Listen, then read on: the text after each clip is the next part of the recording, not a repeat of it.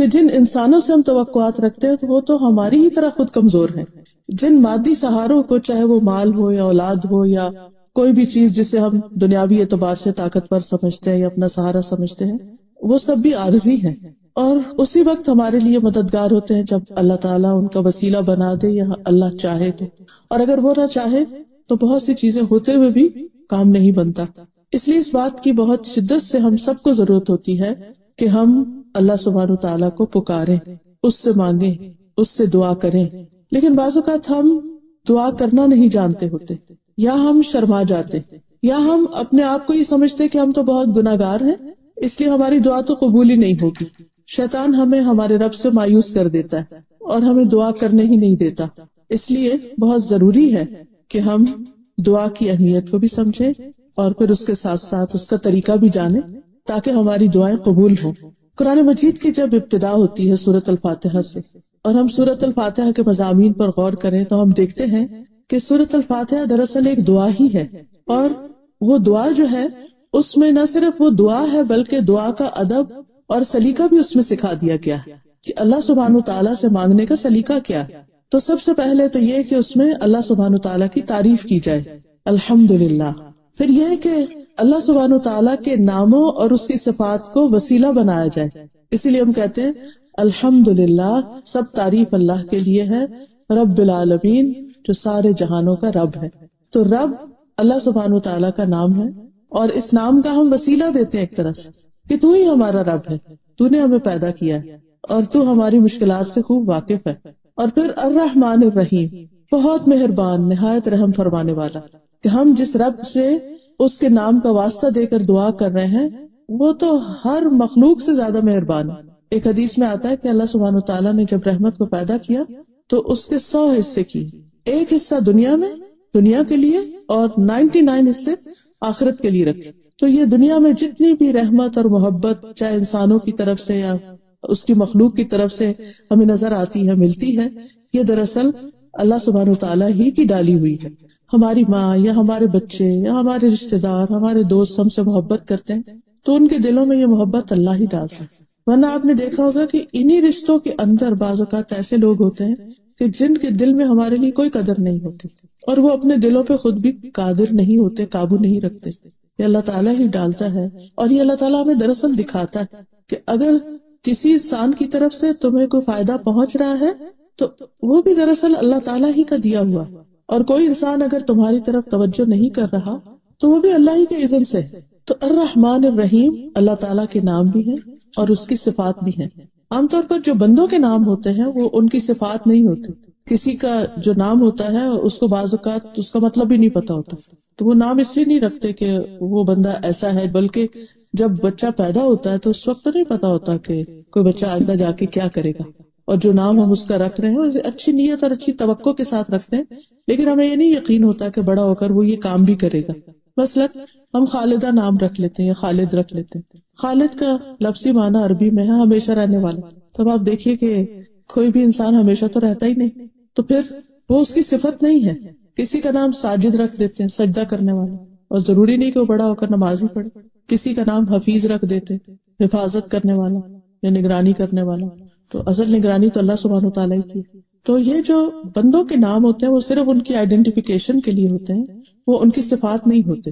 لیکن اللہ سبحانہ وتعالیٰ کے نام جو ہیں وہ اللہ تعالیٰ کی صفات بھی ہیں، اس کے ایٹریبیوٹس بھی ہیں. تو اس کی ان 2 ناموں یا اس کی ان 2 صفات کے ذریعے ہم اللہ کو واسطہ دیتے ہیں کہ اللہ تعالیٰ آپ بہت ہی مہربان ہیں، بہت پیارے ہیں، بہت رحمت فرمانے والے ہیں، آپ میری یہ دعا سن لیں. پھر تیسرا اس کا نام ہے مالک یوم الدین، مالک، کہ اللہ تعالیٰ ہی مالک ہے. اس دنیا کا مالک بھی وہی ہے اور آخرت کا مالک بھی وہی. جہاں تک دنیا کا مالک ہونے کا تعلق ہے تو وہ رب کا لفظ جو ہے اس کے اندر آ جاتا ہے، رب العالمین. اس کا معنی ہوتا ہے خالق، مالک، مدبر. تو دنیا کے علاوہ ہماری آخرت یعنی مرنے کے بعد کی جو زندگی ہے اس کا مالک بھی اللہ ہی ہے، مالک یوم الدین. تو ہم اس نام کا واسطہ دے کر اللہ سے دعا کرتے ہیں. اب آپ دیکھیے کہ اس میں پیدا بھی اللہ نے کیا، رب بھی وہی ہے، مہربانیاں بھی ساری اسی کی ہے، جانا بھی اسی کے پاس ہے. تو ہم کہتے ہیں ایاک نعبد و ایاک نستعین، صرف تیری ہم عبادت کرتے ہیں، و ایاک نستعین، صرف تجھ سے ہم مدد چاہتے ہیں. تو گویا اپنی عبودیت یا اپنی عبادت کا واسطہ دیتے ہیں کہ اللہ ہم تیری عبادت کرتے، تیرے بندے ہیں، اس لیے تیرے سے ہی مدد چاہتے ہیں، تو ہماری مدد کر۔ جب ہم بندے تیرے ہیں، عبادت تیری کرتے ہیں، تو مدد بھی تجھی سے مانگیں گے، تو ہماری مدد فرما۔ اور اللہ سبحانہ وتعالیٰ مدد فرماتا ہے تو پھر اہدنا الصراط المستقیم، ہمیں سیدھے راستے کی ہدایت عطا کر۔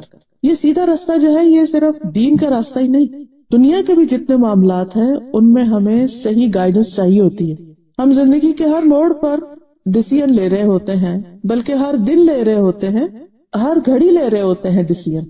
ہو سکتا ہے یہاں بیٹھے بیٹھے اس وقت ایک طرف آپ بات سن رہے ہوں اور دوسری طرف آپ اپنے دل میں کوئی ڈیسیژن بنا رہے ہیں۔ وہ ڈیسیژن یہ بھی ہو سکتا ہے کہ اچھا یہاں سے اٹھنے کے بعد مجھے اپنے بچوں کو پک کرنا ہے، وہ یہ بھی ہو سکتا ہے اچھا آج شام مجھے فلاں جگہ جانا ہے، کل میں یہ کروں گی۔ یہ ڈیسیژن ہی تو ہوتے ہیں، یہ خیالات ہمارے کیا ہوتے ہیں، ہم ڈیسائیڈ کر رہے ہوتے ہیں کہ اچھا آگے کیا کرنا ہے، اور زیادہ تر ہمارا مائنڈ اسی چیز میں الجھا رہتا ہے، اچھا اور کیا کرنا، اور کیا کرنا، اور کیا کرنا۔ کچھ چیزیں تو روٹین کی ہوتی، لیکن کچھ چیزیں ایسی ہوتی ہیں کہ جو ہماری مرضی کے خلاف بھی ہوتی، کچھ چیزیں ایسی ہوتی ہیں کہ جو ہماری مرضی کے عین مطابق ہوتی ہیں، ہماری پسند کی ہوتی، کچھ ہماری ناپسند کی ہوتی ہیں، لیکن ہمیں کرنی چاہیے ہوتی ہیں۔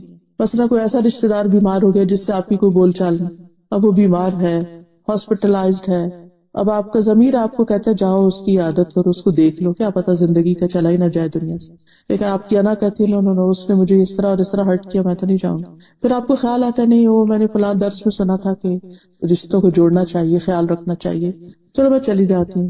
پھر تھوڑی دیر کے بعد آپ کو آتا ہے کہ جب میرے دل میں ہی نہیں تو میں کیا منافقت کروں، کیوں جاؤں۔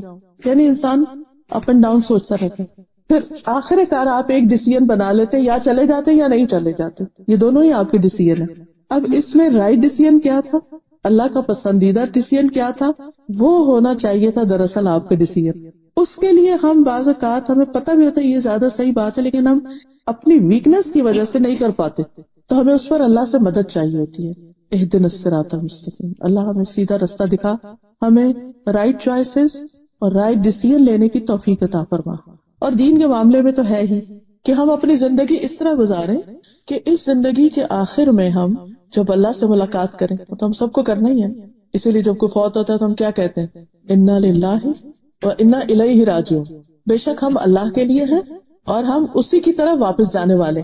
تو گویا ہمیں سے ہر شخص کو اس بات کا تو اچھی طرح اندازہ ہے کہ اسے ایک دن اللہ سبحانہ تعالیٰ کے سامنے جا کے کھڑے ہونا ہے، اس سے ہم بھاگ نہیں سکتے، کہیں نکل ہی نہیں سکتے۔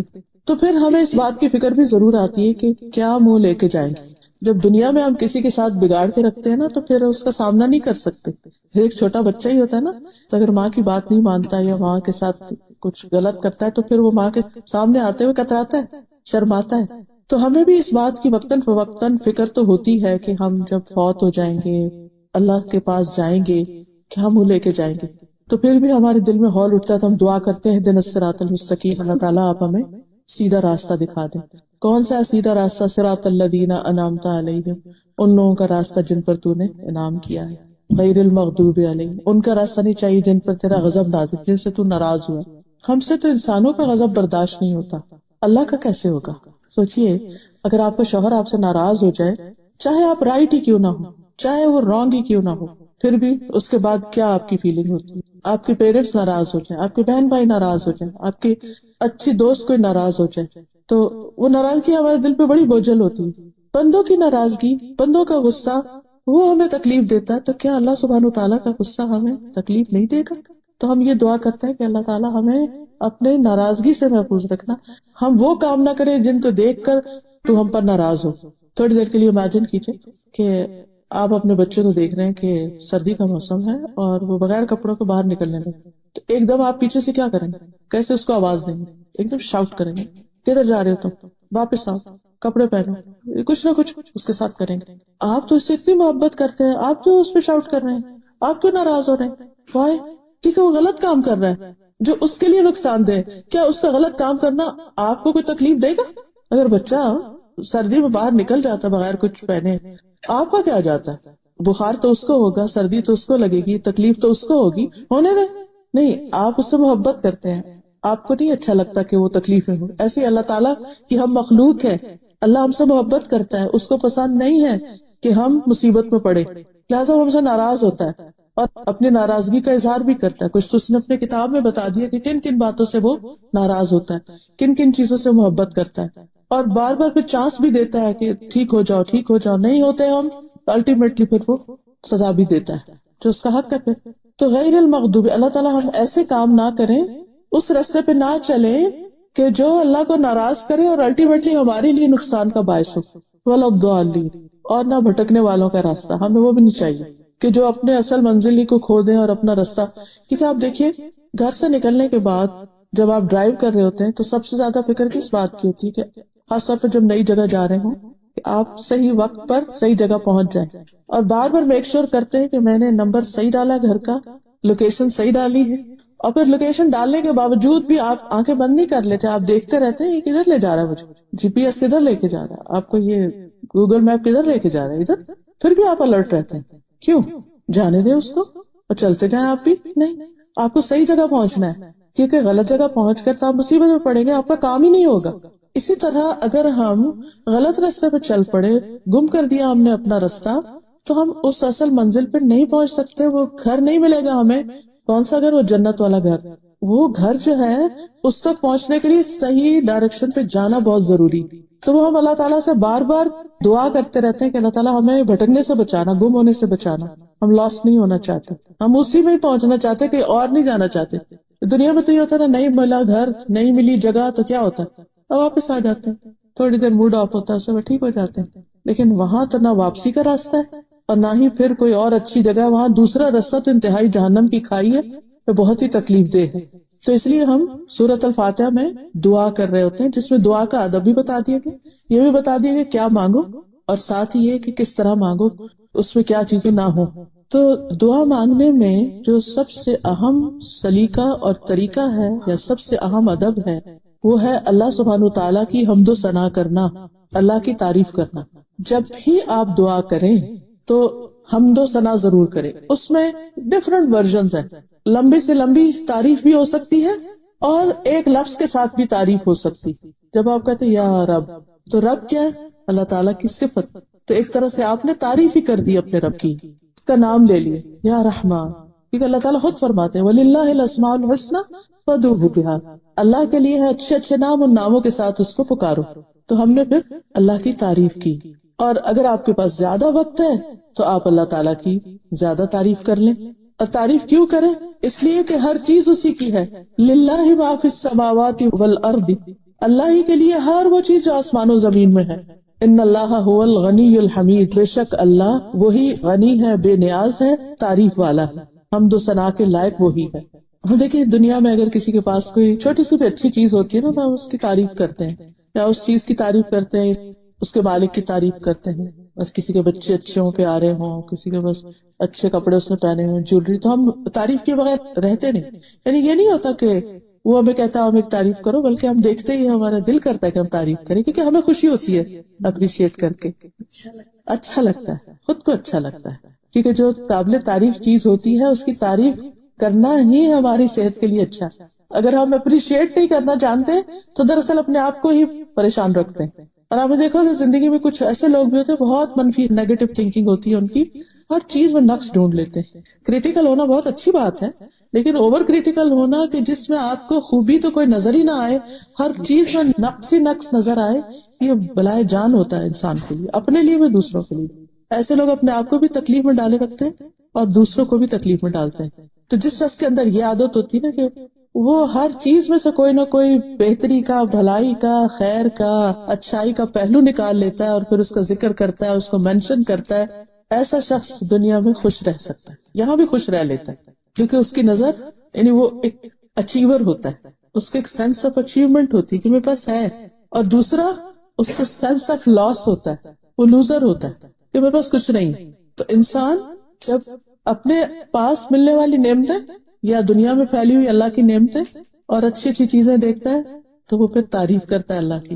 اور سب سے زیادہ اللہ تعالیٰ ہی اس بات کا حقدار ہے کہ اس کی تعریف کی جائے, اور اس کو پسند بھی بہت ہے. یعنی ہمارے رب کو تعریف پسند ہے, تو جو چیز ہمارے رب کو پسند ہے وہ کرنا ہمارے ہی فائدے میں ہے. مثلاً جب آپ لوگوں سے بھی ڈیل کر رہے ہوتے ہیں اور آپ کو پتا ان کی پسند کیا، چوائس کیا ہے، اس کے مطابق آپ کام کرتے ہیں تو آپ کو بھی خوشی ہوتی ہے، دوسرے کو بھی ہوتی ہے۔ اب آپ دیکھیے کہ مثلاً حمد کا ایک ورژن یوں بھی ہے، اللہم ربنا لک الحمد ملء السماوات وملء الارض وما بینہما وملء ما شئت من شیء بعد اہل الثناء والمجد لا مانع لما اعطیت ولا معطی لما منعت ولا ينفع ذا الجد منک الجد۔ اے اللہ، اے ہمارے رب، تیرے ہی لیے تمام تعریف ہے، آسمان بھر اور زمین بھر، اتنی تعریف کہ آسمان بھر جائے اور اتنی کہ زمین پوری بھر جائے، اور ان دونوں کے درمیان کی وسعت بھر، اور اس کے بعد جو تو چاہے اس کی وسعت بھر۔ اے تعریف اور بزرگی والے، جو تو عطا کرے اسے کوئی چھین نہیں سکتا، جس سے تو محروم کر دے وہ کوئی دے نہیں سکتا، اور نہ کسی مرتبے والے کو تیرے سامنے اس کا مرتبہ کوئی فائدہ دے سکتا ہے۔ دنیا میں کوئی وائٹ ہاؤس کا ہی مالک کیوں نہ ہو جائے، لیکن اس کو فائدہ نہیں دے سکتا وہ سب کچھ اللہ کے سامنے۔ اللہ سبحانہ تعالیٰ کے سامنے انسان کی جو عاجزی ہے اور اس کی جو عبودیت ہے اور اس کا جو اللہ کے سامنے جھکنا ہے وہ اللہ کو پسند ہے۔ انسان سب سے زیادہ قریب اپنے رب کے اس وقت ہوتا ہے جب وہ سجدے کی حالت میں ہوتا ہے۔ پھر اسی طرح اللہ سبحانہ تعالیٰ نے انسان کو جب پیدا کیا تو پہلے الفاظ جو انسان کو سکھائے یا پہلے الفاظ جو انسان کے منہ سے نکلے وہ الحمدللہ کے تھے۔ حضرت انس کہتے ہیں کہ جب اللہ تعالیٰ نے آدم علیہ السلام میں روح پھونکی اور روح جب ان کے سر تک پہنچی تو انہوں نے چھینک ماری اور کہا الحمدللہ رب العالمین۔ تو اللہ تبارک تعالیٰ نے ان سے فرمایا یرحمک اللہ، اللہ تجھ پہ رحم کرے، یعنی ان کو ایک طرح سے ادب سکھایا اس کا جواب کیا ہوگا۔ اور یہ حقیقت ہے کہ ہم نماز کا آغاز بھی اس سے کرتے ہیں، یعنی سورۃ الفاتحہ میں۔ پھر اسی طرح قرآن مجید میں آتا ہے وَهُوَ اللَّهُ لَا إِلَٰهَ إِلَّا هُوَ لَهُ الْحَمْدُ فِي الْأُولَىٰ وَالْآخِرَةِ وَلَهُ الْحُكْمُ وَإِلَيْهِ تُرْجَعُونَ۔ اور وہی اللہ ہے جس کے سوا کوئی معبود نہیں، اسی کے لیے دنیا اور آخرت میں سب تعریف ہے، اولا بھی، اول بھی اور آخر بھی، اور اسی کے لیے حکم اور اسی کی طرف تم لوٹائے جاؤ گے۔ پھر اسی طرح آپ دیکھیے کہ سورۃ الفاتحہ جو ہے اس میں آغاز اللہ سبحانہ تعالیٰ کی تعریف سے ہوتا ہے، اور جیسے میں نے پہلے بھی عرض کیا کہ ہم یا تعریف جو ہے اللہ تعالیٰ کو بہت زیادہ محبوب ہے۔ اسود کہتے ہیں میں ایک شاعر تھا، میں نبی صلی اللہ علیہ وسلم کی خدمت میں حاضر ہوا، میں نے عرض کی یا رسول اللہ، میں نے شعروں میں اپنے رب کی حمد کی ہے، مدح کی ہے، کہ ہمارے یہاں بھی وہ حمد لکھتے ہیں۔ فرمایا تمہارا رب حمد کو پسند کرتا ہے۔ رسول اللہ صلی اللہ علیہ وسلم نے فرمایا ما من شیء احب الی اللہ من الحمد، حمد سے بڑھ کر کوئی چیز اللہ کو زیادہ محبوب نہیں۔ یعنی جب ہم اللہ کی تعریف بیان کر رہے ہوتے ہیں تو یہ چیز اللہ تعالیٰ کو بے حد پسند آتی، بے حد محبوب ہوتی ہے۔ اور جو لوگ اللہ کی حمد و ثنا کے لیے اکٹھے ہوتے ہیں فرشتے ان کو گھیر لیتے ہیں۔ آپ نے فرمایا اللہ کے کچھ فرشتے ایسے ہیں جو راستوں میں پھرتے رہتے ہیں اور اللہ کا ذکر کرنے والوں کو ڈھونڈتے رہتے ہیں، پھر جہاں وہ کچھ ایسے لوگوں کو پا لیتے ہیں جو اللہ کے ذکر میں مصروف ہوتے ہیں تو ایک دوسرے کو آواز دیتے ہیں کہ اپنی حاجت کی طرف آؤ۔ فرمایا پھر وہ آسمان دنیا تک اپنے پروں سے ان کو گھیر لیتے ہیں، یعنی فرشتے ان کے اوپر اپنے پر کر لیتے ہیں۔ فرمایا پھر ان کا رب ان سے پوچھتا ہے، حالانکہ وہ اپنے بندوں کے متعلق خود بھی خوب جانتا ہے کہ میرے بندے کیا کہہ رہے تھے، وہ جواب دیتے وہ تیری تسبیح کر رہے تھے، تیری بڑائی بیان کر رہے تھے، تیری حمد کر رہے تھے، تیری بڑائی بیان کرتے تھے۔ اللہ تعالیٰ پوچھتا ہے کیا انہوں نے مجھے دیکھا ہے؟ تو وہ جواب دیتے نہیں، اللہ کی قسم انہوں نے تجھے نہیں دیکھا۔ اس پر اللہ تعالیٰ فرماتے ہیں اگر وہ دیکھ لیتے تو ان کا حال کیا ہوتا؟ فرمایا کہ وہ جواب دیتے ہیں کہ اگر وہ تیرا دیدار کر لیتے تو تیری عبادت اور بھی زیادہ کرتے، تیری بڑائی اور ہم سب سے زیادہ بیان کرتے، تیری تعریف سب سے زیادہ کرتے۔ پھر اللہ تعالیٰ ان سے پوچھتے کہ وہ کیا مانگتے ہیں؟ فرشتے کہتے ہیں وہ جنت مانگتے ہیں۔ اللہ تعالیٰ پوچھتے ہیں جنت کو دیکھا؟ کہتے ہیں نہیں۔ فرشتے کہ جنت کو دیکھ لے تو کیا کریں؟ تو وہ کہتے ہیں کہ اگر وہ جنت کو دیکھ لیتے تو اور بھی زیادہ اس کی تمنا کرتے۔ پھر اسی طرح جہنم کے بارے میں کہ اگر اسے دیکھ لیتے تو اس سے سب سے زیادہ بچتے۔ تو اللہ سبحانہ وتعالیٰ پھر انہی فرشتوں کو گواہ بنا کے فرماتے ہیں کہ میں نے ان کو بخش دیا، ایسے لوگوں کو جو بیٹھ کے میری تعریف کر رہے ہیں، ذکر کر رہے، تسبیح کر رہے ہیں، میں نے ان کو بخش دیا۔ فرشتوں میں سے ایک فرشتہ کہتا ہے کہ اس میں فلاں بھی تھا جو ان میں سے نہیں تھا، وہ اس کام کے لیے نہیں آیا تھا، وہ تو ویسے ہی آ گیا تھا۔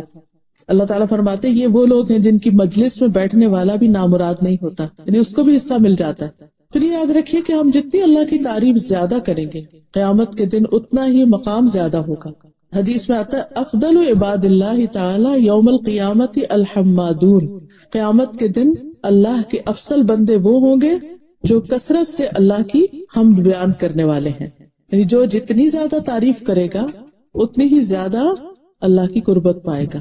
پھر اسی طرح ہم اللہ کی حمد میں ایک تو کہتے ہیں نا الحمدللہ، اور ایک کہتے ہیں سبحان اللہ. سبحان اللہ کا مطلب ہے اللہ تعالیٰ پاک ہے ہر عیب سے، نقص سے.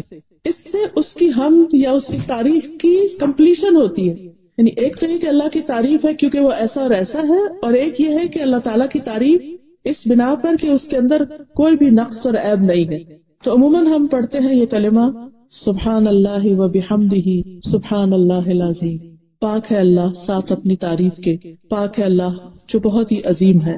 اور یہ جو کلمات ہیں دو، سبحان اللہ و بحمدہ سبحان اللہ العظیم، حدیث میں آتا ہے دو کلمے ایسے ہیں جو رحمان کو بہت محبوب ہیں، اللہ کو بہت پیارے. اللہ کو حمد بہت پیاری ہے نا، تو اس میں کمپلیٹ حمد ہے، سبحان اللہ بھی اور و بحمدہ بھی. فرمایا ایسے کلمات ہیں جو رحمان کو بہت محبوب ہیں، زبان پہ بہت ہلکے پھلکے، لیکن قیامت کے دن ترازو میں بہت بھاری ہوں گے. تو اس لیے ان کلمات کی ہمیں کثرت کرنی چاہیے، خصوصاً اگر ہم کوئی دعا کرنے لگے تو اس سے پہلے کچھ دفعہ پڑھ لیں. اور ہے بھی سبحان اللہ و بحمدہ ایک کلمہ، اور سبحان اللہ العظیم دوسرا کلمہ. اور پھر یہ کہ زبان پہ بولنے میں مشکل نہیں. کچھ الفاظ ایسے ہوتے ہیں کہ جو مشکل سے ہی زبان پہ چڑھتے ہیں. آپ سب نے نوٹس کیا ہوگا، چاہے اردو کے ہوں، انگریزی کے ہوں، عربی کے ہوں، ان کو پڑھنے میں ہمیں مشکل ہوتی ہے. اور خصوصاً جب شروع میں کوئی چیز سیکھ رہے ہوتے ہیں، جیسے بچے ہیں، تو ان کو آپ ایک چیز اتنی دفعہ کہلاتے جب جا کر ان کی زبان پہ چڑھتے. لیکن اگر آپ بچوں سے بھی کہنا سبحان اللہ کو تو ایزیلی کہیں گے، آسانی سے کہہ دیں گے، مشکل نہیں ہوگی ان کو، بلکہ ان کو بچپن سے سکھا دینا چاہیے. عموماً میری کوشش ہوتی ہے کہ بچے جیسے گاڑی پر بیٹھے تو ان کو بہت اچھا چلے جنت میں ٹریز لگائیں، سبحان اللہ کہیں، سبحان اللہ پڑھنا شروع کریں. تو واقعی کچھ بچے کافی دیر تک سبحان اللہ انگلیوں پہ بھی گن گن کے پڑھ رہے ہوتے ہیں، کیونکہ عادت اگر بچپن سے پڑھ جائے تو بڑے ہو کر ذکر کرنا مشکل نہیں ہوتا. اور پھر یہ کہ چونکہ آسان ہیں، ہلکے ہیں، ان کا فائدہ بہت ہے. اور میزان کتنا ہے؟ میزان سے مراد وہ اسکیل ہے جو قیامت کے دن ہوگا، اس میں بہت بھاری ہوں گے. اس کے بارے میں حدیث میں آتا ہے کہ قیامت کے دن اتنے بڑے بڑے اسکیل رکھے جائیں گے کہ اگر آسمان اور زمین کو اس میں رکھ کے تولا جائے تو وہ بھی اس کے اندر آ جائیں گے. سوچئے وہ اسکیل کتنا بڑا ہوگا جس میں زمین اور آسمان بھی سما جائیں، تولے جائیں. فرشتے پوچھیں گے یا رب یہ ترازو کس کے لیے وزن کرے گا؟ اتنا بڑا ترازو یہ کیا اس میں رکھنا ہے؟ اللہ تعالیٰ فرمائیں گے میں اپنی مخلوق میں سے جس کے لیے چاہوں گا. فرشتے کہیں گے سبحانک ما عبدناک حق عبادت، اللہ تو پاک ہے، ہم تیری عبادت ویسی نہ کر سکے جیسی کرنے کا حق ہے. یعنی تیرے پاس دینے کے لیے، ثواب کے لیے تو اتنا کچھ ہے، لیکن ہمارے پاس اللہ کو دینے کے لیے کتنا وقت ہے، کتنی عبادت ہے، کتنا ذکر ہے، کتنی تلاوت ہے، کتنا صدقہ خیرات ہے. ہم سب اچھی طرح جانتے ہیں ہم کیا کر رہے ہیں. ہماری بیسٹ چیزیں دنیا کے لیے، بیسٹ ایفرٹ، ٹائم، منی، بچے، ہر چیز، کہ وہ جو وہاں ملنے والا ہے اس کی طرف توجہ کم ہے. تو بہرحال فرشتے اگر یہ کہہ رہے ہیں سبحانک ما عبدناک حق عبادتک، اور وہ فرشتے جو دن رات اللہ کی تسبیح کرتے انہوں نے کبھی کوئی غلط بات منہ سے نکالی ہی نہیں، تو ہم کہاں کھڑے. تو بہرحال سبحان اللہ جب انسان کہتا ہے تو اس کا مطلب یہ ہے کہ اللہ سبحانہ وتعالی ہر کمزوری سے پاک ہے، ہر عیب سے پاک ہے، ہر شریک سے پاک ہے، کوئی اس جیسا نہیں. اس کو موت نہیں آئے گی، اس کو نیند نہیں آتی، اس کو اونگ نہیں آتی، اسے کسی کی مدد نہیں چاہیے، وہ ہر چیز میں پرفیکٹ ہے، ساری صفات میں کامل ہے. یعنی انسان میں ہوتا ہے نا کہ کوئی ایک چیز، ہم سب کو پتا ہے کہ ہماری کچھ اسٹرینگث ہوتی ہے، کچھ ویکنیسز ہوتی ہیں. اللہ سبحانہ وتعالیٰ کی کوئی ویکنیس نہیں، ساری اسٹرینگثs ہیں. جتنی بھی اس کی صفات ہیں جو انسانوں کو معلوم ہے ان سب کے اندر وہ پرفیکٹ ہے. اللہ تعالیٰ کو اتنا تھکاوٹ آتی، نہ بوریت ہوتی. پھر اللہ تعالیٰ مخلوق کی مشابہت سے پاک ہے، یعنی مخلوق میں سے، کریشن میں سے کوئی ایسا نہیں جو اللہ کی طرح ہو. پھر اسی طرح ہم کہتے ہیں سبحان اللہ العظیم، تو اللہ تعالیٰ کی عظمت بیان کرتے ہیں کہ اللہ تعالیٰ بہت بڑا ہے. لہو ما فی السماوات و ما فی الارض وہو العلی العظیم. آیت الکرسی میں ہم بار بار یہ کہہ رہے ہوتے ہیں. پھر ہم دعا بھی مانگتے ہیں اللہ کے چہرے کا وسیلہ دے کر جس سے بڑی کوئی چیز نہیں.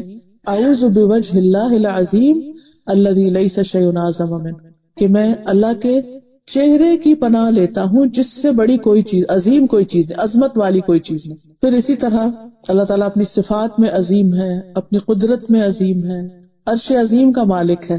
جو چیز بھی اس کے ساتھ اس سے متعلق ہے ان سب کے اندر عظمت ہے. پھر یہ بھی یاد رکھیے کہ تسبیح اگرچہ ہم والنٹریلی کرتے ہیں لیکن اس کا ہمیں حکم بھی دیا گیا. خاص طور پر نبی صلی اللہ علیہ وسلم کو سبح اسم ربک الاعلی، اپنے رب کے نام کی تسبیح کریں جو سب سے بلند ہے، الاعلی ہے. اور ایک اور جگہ پر فسبح بحمد ربک وکن من الساجدین، ایک اور جگہ پر یا ایھا الذین آمنوا اذکروا اللہ ذکرا کثیرا وسبحوہ بکرۃ واصیلا، اے لوگوں جو ایمان لائے اللہ کو بہت زیادہ یاد کرو، صبح اور شام اس کی تسبیح کرو. تو الحمدللہ ہم نمازوں میں بھی جو لوگ نماز کی پابندی کرتے ہیں وہ اس حکم کو مانتے ہیں، سجدے میں سبحان ربی الاعلی کہتے ہیں، رکوع میں سبحان ربی العظیم کہتے ہیں، پھر اسی طرح صبح و شام کی دعاؤں میں اللہ کی تسبیح کر رہے ہوتے ہیں. نبی صلی اللہ علیہ وسلم نے فرمایا کہ آسمان چرچرا رہا ہے اور اس کا حق ہے کہ وہ چرچرائے، قسم اس ذات کی جس کے قبضے میں محمد صلی اللہ علیہ وسلم کی جان ہے. وہاں ایک بالش جگہ بھی ایسی نہیں جہاں کوئی فرشتہ اپنی پیشانی رکھے اللہ کی حمد کے ساتھ اس کی تسبیح نہ کر رہا. پھر زمین اور آسمان کی ساری چیزیں اس کی تسبیح کرتی ہیں. قرآن مجید میں آتا ہے تسبح لہ السماوات السبع والارض ومن فیہن، ساتوں آسمان اور زمین اور جو اس کے اندر ہے سب اس کی تسبیح کر رہے ہیں، اللہ کی حمد و ثنا بیان کر رہے ہیں. وَإِن مِّن شَيْءٍ إِلَّا يُسَبِّحُ بِحَمْدِهِ وَلَٰكِن لَّا تَفْقَهُونَ تَسْبِيحَهُمْ، کوئی چیز ایسی نہیں کہ جو اس کی تسبیح نہ کرتی لیکن تم ان کی تسبیح سمجھتے نہیں. پھر اسی طرح ملائکہ والملائکۃ یسبحون بحمد ربہم، حاملین عرش جو ہیں، جو عرش اٹھائے ہوئے فرشتے ہیں، الذین یحملون العرش ومن حولہ یسبحون بحمد ربہم، جو فرشتے عرش اٹھائے ہوئے ہیں، جو اس کے آس پاس ہیں، سب اپنے رب کی حمد کے ساتھ اس کی تسبیح کر رہے ہیں. چیونٹیاں اپنے بلوں میں اللہ کی تسبیح کرتی ہیں. پھر اسی طرح تمام مخلوق کے رزق کی کنجی تسبیح. نوح علیہ السلام کی وفات کا وقت جب آیا تو انہوں نے اپنے بیٹے کو نصیحت کی کہ بیٹا میں تمہیں ایک وصیت کرتا ہوں، اور وہ یہ کہ سبحان اللہ و بحمدہ کا ورد کرتے رہنا، بے شک یہ ہر چیز کی نماز ہے اور اس کے ذریعے مخلوق کو رزق ملتا ہے. تو جس کسی کو رزق کی کمی کی شکایت ہو یا رزق کی تنگی ہو اس کو بھی یہ تسبیح خوب پڑھنی چاہیے. پھر اسی طرح جب انسان سبحان اللہ کہتا ہے تو اللہ تعالیٰ فرماتے ہیں تم نے سچ کہا. جب انسان الحمدللہ کہتا ہے تو اللہ تعالیٰ فرماتے ہیں تم نے سچ کہا. یعنی اللہ تعالیٰ ہماری بات کی تصدیق کرتے ہیں. لیکن اگر انسان اس سے محروم ہے تو بہت بڑی محرومی ہے. حدیث میں آتا ہے کہ جب سورج چڑھتا ہے ساری مخلوق تسبیح کرتی ہے سوائے شیطان میں سے اور اولاد آدم میں سے جو بدترین مخلوق ہیں، وہ نہیں تسبیح کرتے، سکھ سوئے رہتے ہیں. جب سورج نکلتا ہے تو سکھ سونا بہت ناپسندیدہ ہے. آپ نے دیکھا ہوگا جو ہی سورج کی کرنیں نکلتی ہیں پرندے بولنا شروع ہو جاتے ہیں، تسبیح شروع کر دیتے ہیں، باقی مخلوق بھی تسبیح کرنے لگتی. اللہ کی مخلوق میں سے جو بدترین لوگ ہیں وہ اللہ کی تسبیح نہیں کرتے، باقی سب لگ جاتے ہیں تسبیح کرنے. پھر یہ بھی یاد رکھیے کہ یہ اللہ کا چنا ہوا کلام ہے، اور رسول اللہ صلی اللہ علیہ وسلم نے فرمایا تم لوگ اللہ کی عظمت کا جو ذکر کرتے ہو، یعنی تسبیح، تحلیل، تحمید، یہ عرش کے گرد گھومتے رہتے ہیں. ان کلمات کی بھنبھناہٹ ہوتی جیسے شہد کی مکھیوں کی بھنبھناہٹ، اور یہ کلمات جو ہیں اپنے ذکر کرنے والے کی وہاں یاد دلاتے ہیں. کیا تم میں سے کوئی نہیں چاہتا کہ اس کے لیے کوئی ایسا ہو یا ہمیشہ اللہ کے ہاں اس کی کوئی یاد دلاتا رہے؟ جو تم تسبیح کرتے ہو تو تمہارا ذکر ایک طرح سے وہاں پہنچا ہوا ہوتا ہے اور اللہ تعالیٰ اس بندے کو پھر یاد کرتے ہیں. رسول اللہ صلی اللہ علیہ وسلم نے فرمایا میرا یہ کلمات پڑھنا مجھے ہر اس چیز سے زیادہ پیارا ہے جس پہ سورج طلوع ہوتا ہے. سبحان اللہ والحمد للہ ولا الہ الا اللہ واللہ اکبر. اور جب انسان یہ تسبیح پڑھتا ہے الحمدللہ میزان کو بھر دیتا ہے. سبحان اللہ الحمدللہ بھی میزان کو بھرتے ہیں. یہ جو زمین اور آسمان کے درمیان کی جگہ اس سب کو ثواب سے بھر دیتے ہیں. پھر اسی طرح انسان کے جہاں ایک طرف نیکیاں ملتی ہیں وہاں دوسری طرف گناہ بھی مٹائے جاتے ہیں، خطائیں مٹا دی جاتی ہیں، گناہ جھڑ جاتے ہیں. آپ نے فرمایا بے شک الحمدللہ و سبحان اللہ ولا الہ الا اللہ واللہ اکبر کہنے سے بندے کے گناہ اس طرح جھڑتے ہیں جس طرح درخت کے پتے.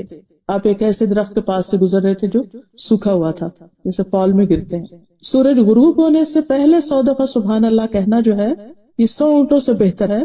یعنی انسان کو 100 اونٹ مل جائیں اس دولت سے بڑی دولت ہے اگر کسی کو توفیق ہو جائے کہ عصر کے بعد 100 دفعہ سبحان اللہ کی تسبیح کر لے.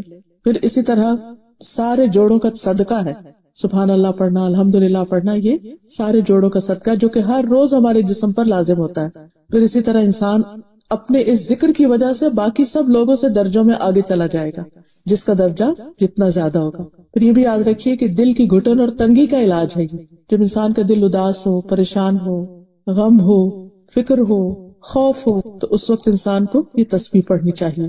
رسول اللہ صلی اللہ علیہ وسلم نے فرمایا جو شخص رات سے خوف کھائے کہ وہ اسے پریشان کرے گی یا مال خرچ کرنے سے بخل کرے کہ اتنا نہیں ہے کہ وہ صدقہ کرے، ہے بھی تو دے نہیں پاتا، یا دشمن سے مقابلہ کرنے سے ڈرے، تو چاہیے کہ وہ اس قول کی کثرت کر دے سبحان اللہ و بحمدہ، یعنی ان ساری چیزوں کو کمپنسیٹ کر دے۔ تسبیح دن کے کسی بھی وقت کی جا سکتی ہے، لیکن خصوصاً صبح اور شام، اور صبح اور شام کے اذکار کے شروع میں، پھر نمازوں میں اور نمازوں کے بعد 33 دفعہ سبحان اللہ، 33 دفعہ الحمدللہ، اور 34 دفعہ اللہ اکبر، یا لاسٹ ٹائم 33 کے بعد لا الہ الا اللہ وحدہ لا شریک لہ لہ الملک و لہ الحمد وہو علی کل شیء قدیر۔ اور ہر نماز کے بعد جو ان کلمات کو پڑھتا ہے وہ کبھی محروم نہیں ہوتا، یعنی اس کے لیے خیر و بھلائی لکھتی جاتی ہے۔ پھر اسی طرح مجلس کے اختتام پر بھی بات ختم کرتے ہوئے اللہ کی تسبیح کرنی چاہیے۔ کوئی کوشچن ہو آپ کے ذہن میں تو آپ کر سکتے جی۔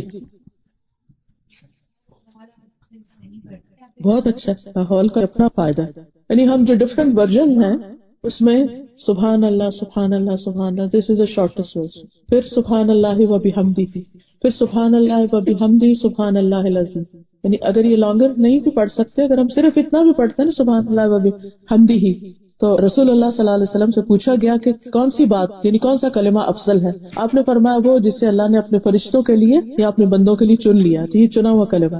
پھر سبحان اللہ و بحمدہ سبحان اللہ العظیم کا تو ابھی میں نے آپ کے سامنے ذکر کیا۔ پھر اسی طرح سبحان اللہ العظیم و بحمدہ بھی پڑھا جا سکتا ہے۔ آپ نے فرمایا جس نے صبح کے وقت یہ کلمہ کہا اور جب شام کی تو دوبارہ کہا، تو مخلوقات میں سے کوئی ایسا نہیں ہوگا جس نے اس پڑھنے والے کے برابر عمل کیا ہو، یعنی 100 مرتبہ صبح اور 100 مرتبہ شام۔ پھر اسی طرح سبحان اللہ والحمد للہ ولا الہ الا اللہ واللہ اکبر، پھر سبحان اللہ والحمد للہ ولا الہ الا اللہ واللہ اکبر ولا حول ولا قوۃ الا باللہ، پھر اسی طرح سبحان اللہ وبحمدہ عدد خلقہ ورضا نفسہ وزنۃ عرشہ ومداد کلماتہ، پھر اسی طرح یہ ہے کہ سبحانک اللہم وبحمدک وتبارک اسمک وتعالی جدک ولا الہ غیرک، نماز میں نماز کے علاوہ بھی پڑھ سکتے ہیں۔ پھر اسی طرح سبحان ربک رب العزت عما یصفون وسلام علی المرسلین والحمد للہ رب العالمین۔ تو یہ سارے جو ورژنز ہیں سارے ہی پڑھے جا سکتے ہیں، جو بھی انسان کو پسند ہو، کوئی اس میں ممانعت نہیں۔ یعنی کبھی ہوتا ہے نا انسان بیمار ہوتا ہے، تھکا ہوتا ہے، تو سبحان اللہ کبھی اس سے بڑا، کبھی اس سے چینج کرتا رہتا ہے نا انسان، تو وہ پھر اس میں روح بھی رہتی۔ اصل میں یہ نا کہ ہم کنوینئنس کے لیے ایک چیز کے اوپر لگ گئے ہیں، بچپن سے بس اتنا ہی سیکھا، آگے نہیں بڑھے۔ لیکن آپ دیکھیے کہ دنیا میں ہم ہر چیز میں آگے بڑھ گئے، تو اگر ہمارے دین میں ایک چیز کو کرنے کے مختلف طریقے بتائے گئے ہیں اور زیادہ دعائیں ہیں تو وائی ناٹ؟ جیسے میں نے ابھی بتایا نا، سبحان اللہ و بحمدہ سبحان اللہ العظیم سبحان اللہ والحمد للہ ولا الہ الا اللہ۔ اب آپ دیکھیے کہ کتنے ورژنز ہیں، اور یہ سارے اوتھینٹک ہے، سنت سے ثابت ہے۔ یہ جو دعا بتا رہی ہیں اللہ باعث بینی، یہ بھی سنت سے ثابت ہے۔ تو اگر کوئی سکھا رہا ہے تو آپ کو الٹا شکر گزار ہونا چاہیے کہ اللہ کا شکر ہے ہمارے بچے ہم سے زیادہ سیکھ رہے ہیں۔ نہیں انہیں کہ زیادہ نہیں، جتنا زیادہ ہوگا اتنے درجے بڑھیں گے۔